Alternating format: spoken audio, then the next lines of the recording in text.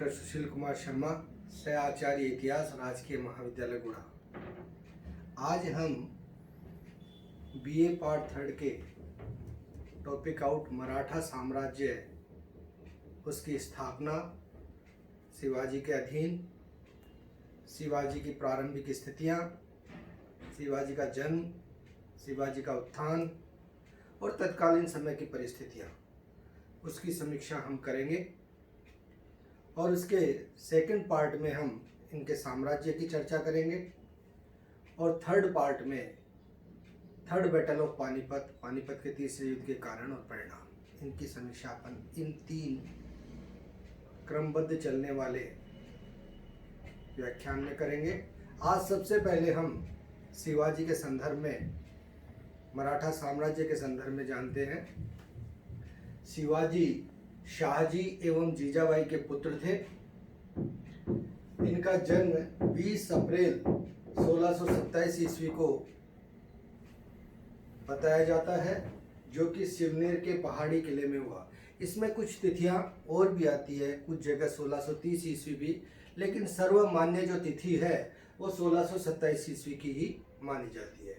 शिवाजी की मृत्यु 13 अप्रैल 1680 ईस्वी को हुई। अब हम शिवाजी जो थे उनके अगर पारिवारिक वंशज की चर्चा करें तो उनके दादा थे कोंडदेव और उन्होंने अपना सारा शिक्षण दीक्षण, अपनी योग्यताएं गुरु रामदास के अधीन प्रारंभ करी और उसी के अंदर वे बड़े हुए। शिवाजी का विवाह साईबाई निम्बालकर से 1641 ईस्वी में हुआ था। अब हम देखते हैं कि शिवाजी ने प्रारंभ में एक छोटे से क्षेत्र से अपना कार्य प्रारंभ किया, अपने राज्य को विस्तारित करने का कार्य प्रारंभ किया और धीरे धीरे वह एक बड़े क्षेत्र पर शासन करने के अधिकारी हो गए। और यह सब उन्होंने अपनी अद्भुत वीरता और साहस के बल पर किया। उनकी वंशावली को अपन देखें तो शिवाजी के 2 पुत्र थे, संभाजी एवं राजा राम। पहले हम संभाजी की चर्चा करते हैं। संभाजी शिवाजी की मृत्यु के बाद, शिवाजी का जो राज्याभिषेक है वह 1674 ईस्वी में रायगढ़ के किले में हुआ था और 1680 ईस्वी में उनकी मृत्यु हो गई। उनकी मृत्यु के बाद 30 जनवरी 1681 ईस्वी को संभाजी सत्तासीन हुए। 1689 ईस्वी में संभाजी की मृत्यु हो जाती है। जैसे ही संभाजी की मृत्यु हो जाती है, इस समय दक्षिण के अंदर औरंगजेब पूरी तरह से अपना प्रभाव जमाने के लिए लगा हुआ था। उसके द्वारा उनकी पत्नी यशुबाई और उनके पुत्र शाहू दोनों को 1689 में बंदी बना लिया जाता है। ऐसी स्थिति में इनके दूसरे पुत्र राजा राम को राज्याभिषेक किया जाता है और वह 1689 ईस्वी में वहां के राजा बनते हैं। 1700 ईस्वी में इनकी मृत्यु हो जाती है। इस समय यशुबाई और शाहू कैद में थे। तो ऐसे में राजा राम की पत्नी ताराबाई, जिनका 9 वर्षीय पुत्र था शिवाजी द्वितीय, इसके अधिकार क्षेत्र से वह शासन करना प्रारंभ करती है और 1700 से 1707 ईस्वी तक ताराबाई के द्वारा शासन किया जाता है। ताराबाई का शासन बहुत ही विहंगम रहा। उसने तत्कालीन समय औरंगजेब को इतना छकाया। औरंगजेब से ताराबाई एक ट्रीटी किया करती थी, एक संधि किया करती थी, क्योंकि जो भी क्षेत्र था मराठा साम्राज्य के अधीन वह पठारी प्रदेश था और इन पठारी प्रदेश के किलों पर अधिकार स्थापित करने के लिए काफ़ी संघर्ष करना पड़ता था। तो ऐसे में ताराबाई औरंगजेब से एक संधि करती कि यह किला हम आपको दे देंगे, इसके बदले में आप हमें इतना धन दें। कहते हैं कि औरंगजेब धन देता, किला प्राप्त करता और जैसे ही औरंगजेब आगे बढ़ता, ताराबाई उस किले को वापस ले लेती थी। ऐसे के अंदर जितने भी मराठा सरदार थे वो सारे के सारे ताराबाई के साथ आ चुके थे। इससे औरंगजेब का बहुत ज़्यादा धन हानि भी हुई और वह मराठा क्षेत्र पर अपना अधिकार भी स्थापित नहीं कर पाया था। और 1707 ईस्वी में अब यहाँ पर यह समय आता है 1707 ईस्वी। देखिए 20 फरवरी 1707 ईस्वी को औरंगजेब की मृत्यु हो जाती है।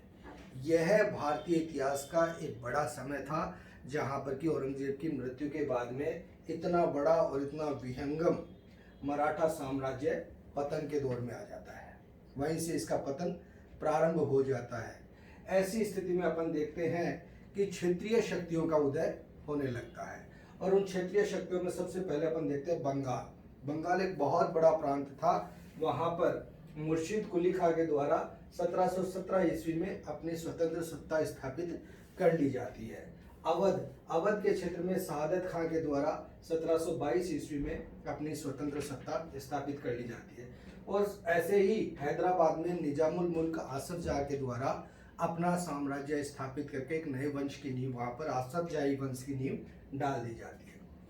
1727 तक आते आते बंगाल, बिहार व उड़ीसा जो कि बहुत बड़े प्रांत थे, जिनसे बहुत बड़ा रेवेन्यू भी केंद्र सरकार को आता था, केंद्रीय शक्ति के रूप में मुगल साम्राज्य को आता था, वह हट जाता है। केवल नाम मात्र का उनको दिया जाता है और ये मुक्त हो गए और सुजाउद्दौला ने वहां पर स्वतंत्र सत्ता स्थापित कर ली थी।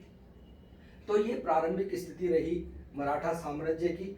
अब मराठा साम्राज्य जो था, जैसे कि अपन चर्चा कर रहे हैं कि यह पठारी प्रदेशों पर था, तो इसके रेवेन्यू सोर्सेज क्या थे, उसके रेवेन्यू सोर्सेज की अपन चर्चा करें, राजस्व प्राप्ति की चर्चा करें, तो उनके द्वारा दो कर प्रमुख रूप से लिए जाते थे, सरदेशमुखी और जोत। इन दोनों करों के अंदर अंतर क्या था? सरदेशमुखी वह कर था जहां पर कि मराठे सीधे शासन किया करते थे, यानी कि मराठा साम्राज्य के अधीन वह क्षेत्र आता था और वहां के राजस्व का 10% हिस्सा मराठा वहां की जनता से लिया करते थे, वहां के राजस्व का 10% हिस्सा। और दूसरा जो कर था जिसको कि उन्होंने प्रमुख रूप से वसूल किया, वह था चौथ। चौथ वह कर था जहां पर मराठे आक्रमण करते और आक्रमण करने के बाद में उस क्षेत्र को अपने अधीन लेते और वहां के शासक को पुनः लौटाते हुए उसके राजस्व का 25% हिस्सा वो कर के रूप में लिया करते थे। और यही दो प्रमुख ऐसे संसाधन थे जिनके माध्यम से और मराठे अपने साम्राज्य को पल्लवित और पोषित किया करते थे। ऐसी स्थिति के अंदर यह साम्राज्य आगे बढ़ा और उसकी स्थिति तत्कालीन समय तक आते आते इस प्रकार की बन गई थी कि यह दक्षिण भारत की सर्वश्रेष्ठ शक्ति के रूप में प्रतिस्थापित हो गया था।